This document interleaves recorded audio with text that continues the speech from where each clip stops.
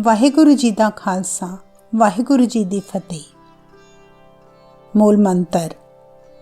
ਸ਼੍ਰੀ ਗੁਰੂ ਨਾਨਕ ਦੇਵ ਜੀ ਦੇ ਮੂੰਹੋਂ ਨਿਕਲਿਆ ਸਭ ਤੋਂ ਪਹਿਲਾ ਬ੍ਰਹਮ ਵਾਕ ਹੀ ਮੂਲ ਮੰਤਰ ਹੈ, ਜਿਸ ਨੂੰ ਬੀਜ ਮੰਤਰ ਵੀ ਕਹਿੰਦੇ ਹਨ। ਇਹ ਮੰਤਰ ਸਿੱਧਾ ਪਰਮਾਤਮਾ ਤੋਂ ਆਇਆ ਹੈ।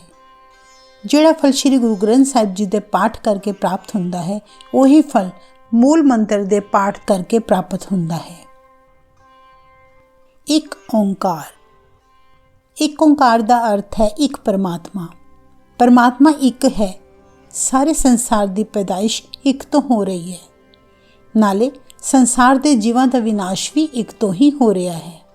ਜੀਵ ਸਿਰਫ ਇੱਕ ਪਰਮਾਤਮਾ ਦੇ ਨਾਲ ਜੁੜ ਕੇ ਹੀ ਵਿਤਕਰਿਆਂ ਤੋਂ ਬਚ ਸਕਦਾ ਹੈ। ਇਸ ਲਈ ਇੱਕ ਪਰਮਾਤਮਾ ਦੇ ਨਾਲ ਜੁੜ ਕੇ ਹੀ ਉਹ ਸਦਾ ਵਾਸਤੇ ਖੁਸ਼ ਰਹਿ ਸਕਦਾ ਹੈ। ਸਤਿਨਾਮ। ਰੱਬ ਸੱਚਾ ਹੈ। ਇਹ ਅਤੀਤ, ਵਰਤਮਾਨ ਤੇ ਭਵਿੱਖ ਕਾਲ ਵਿੱਚ ਆਉਂਦਾ ਹੈ। ਸ੍ਰਿਸ਼ਟੀ ਸ਼ੁਰੂ ਹੋਣ ਤੋਂ ਪਹਿਲਾਂ ਵੀ ਸੱਚਾ ਪਰਮਾਤਮਾ ਮੌਜੂਦ ਸੀ, ਅੱਜ ਵੀ ਮੌਜੂਦ ਹੈ ਤੇ ਕੱਲ ਵੀ ਹਾਜ਼ਰ ਨਾਜ਼ਰ ਹੋਵੇਗਾ। ਉਹ ਸਮੇਂ ਤੋਂ ਬਾਹਰ ਹੈ। ਉਸ ਦੀ ਹੋਂਦ ਸੱਚੀ ਹੈ।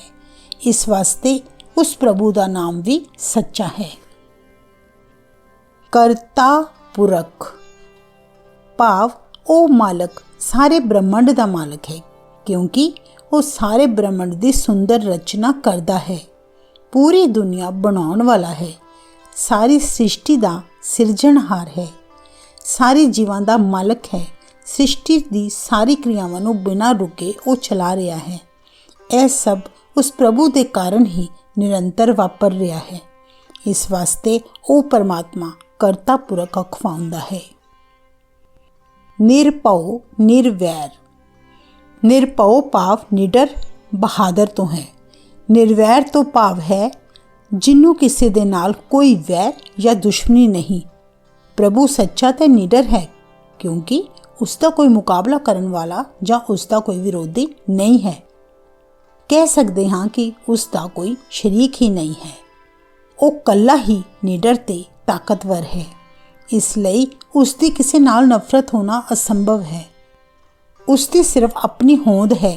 ਇਸ ਵਾਸਤੇ ਉਹ ਨਿਡਰ ਅਤੇ ਵੈਰ ਰਹਿਤ ਹੈ। ਅਕਾਲ ਮੂਰਤ।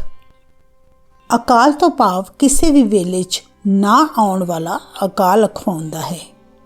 ਇਹ ਕਹਿ ਸਕਦੇ ਹਾਂ ਕਿ ਭੂਤਕਾਲ, ਵਰਤਮਾਨ ਅਤੇ ਭਵਿੱਖ ਕਾਲ 'ਚ ਸਦਾ ਰਹਿਣ ਵਾਲਾ ਪਰਮਾਤਮਾ ਅਕਾਲ ਹੈ। ਪ੍ਰਭੂ ਅਰੂਪ ਹੈ। ਉਸ ਦਾ ਕੋਈ ਰੂਪ ਨਹੀਂ, ਉਸ ਦਾ ਕੋਈ ਆਕਾਰ ਨਹੀਂ। ਉਹ ਕਾਲਪਨਿਕ ਮੂਰਤ ਹੈ। ਨਾ ਹੀ ਉਹ ਨਾਰੀ ਹੈ, ਨਾ ਹੀ ਉਹ ਨਰ ਹੈ। ਉਹ ਤਾਂ ਇੱਕ ਅਲੌਕਿਕ ਜੋਤ ਹੈ। ਅਜੂਨੀ। ਅਜੂਨੀ ਤੋਂ ਭਾਵ ਜੋ ਜਨਮ ਮਰਨ ਦੀ ਯੋਨੀ 'ਚ ਨਹੀਂ ਆਉਂਦਾ। ਉਸ ਪ੍ਰਭੂ ਦਾ ਜਨਮ ਕਿਸੇ ਮਾਤਾ ਦੀ ਕੁੱਖੋਂ ਨਹੀਂ ਹੋਇਆ, ਭਾਵ ਉਹ ਮਾਤਾ ਦੀ ਯੋਨੀ ਤੋਂ ਪੈਦਾ ਨਹੀਂ ਹੋਇਆ। ਉਸ ਦਾ ਕੋਈ ਮਾਤਾ ਪਿਤਾ ਨਹੀਂ ਹੈ। ਸ਼੍ਰੀ ਗੁਰੂ ਨਾਨਕ ਦੇਵ ਜੀ, ਸ਼੍ਰੀ ਰਾਮ ਜੀ ਤੇ ਕ੍ਰਿਸ਼ਨ ਜੀ, ਇਹ ਸਾਰੇ ਮਹਾਂਪੁਰਖ ਮਾਤਾ ਦੀ ਕੁੱਖੋਂ ਹੀ ਪੈਦਾ ਹੋਏ ਸਨ, ਜਦਕਿ ਪਰਮਾਤਮਾ ਆਪਣੇ ਆਪ ਤੋਂ ਹੀ ਪ੍ਰਕਾਸ਼ਿਤ ਹੈ। ਉਹ ਆਪਣੇ ਆਪ 'ਚ ਸੰਪੂਰਨ ਹੈ, ਪੂਰਾ ਹੈ। ਇਸ ਵਾਸਤੇ ਉਹ ਪਰਮਾਤਮਾ ਅਖਵਾਉਂਦਾ ਹੈ।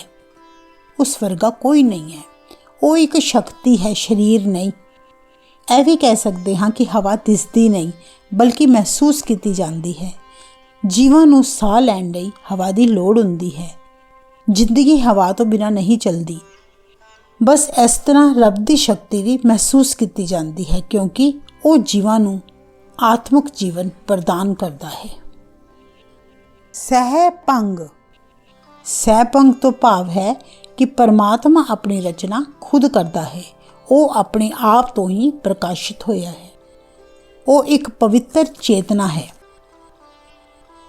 ਗੁਰ ਪ੍ਰਸਾਦ ਭਾਵ ਗੁਰੂ ਜੀ ਦੀ ਮਿਹਰ ਸਦਕਾ ਜੀਵਾਂ ਨੂੰ ਜੋ ਆਨੰਦ ਮਿਲਿਆ ਹੈ, ਉਸ ਨੂੰ ਗੁਰ ਪ੍ਰਸਾਦ ਕਿਹਾ ਜਾਂਦਾ ਹੈ।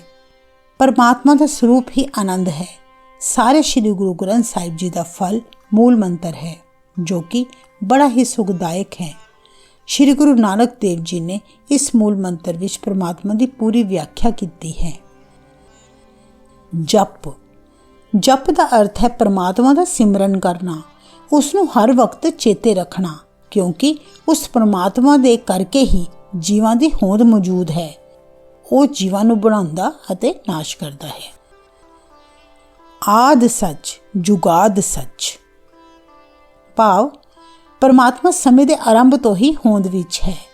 ਜਦੋਂ ਤੋਂ ਯੁਗਾਂ ਦੀ ਸ਼ੁਰੂਆਤ ਹੋਈ ਉਹ ਹਾਜ਼ਰ ਹਜ਼ੂਰ ਹੈ, ਕਿਉਂਕਿ ਉਹ ਇੱਕ ਕਾਲਪਨਿਕ ਮੂਰਤ ਹੈ। ਨਾ ਨਾਰੀ ਨਾ ਪੁਰਸ਼, ਕੇਵਲ ਇੱਕ ਅਲੌਕਿਕ ਸ਼ਕਤੀ ਜਿਸ ਦੇ ਆਸਰੇ ਸਾਰੇ ਜੀਵ ਟਿਕੇ ਹਨ।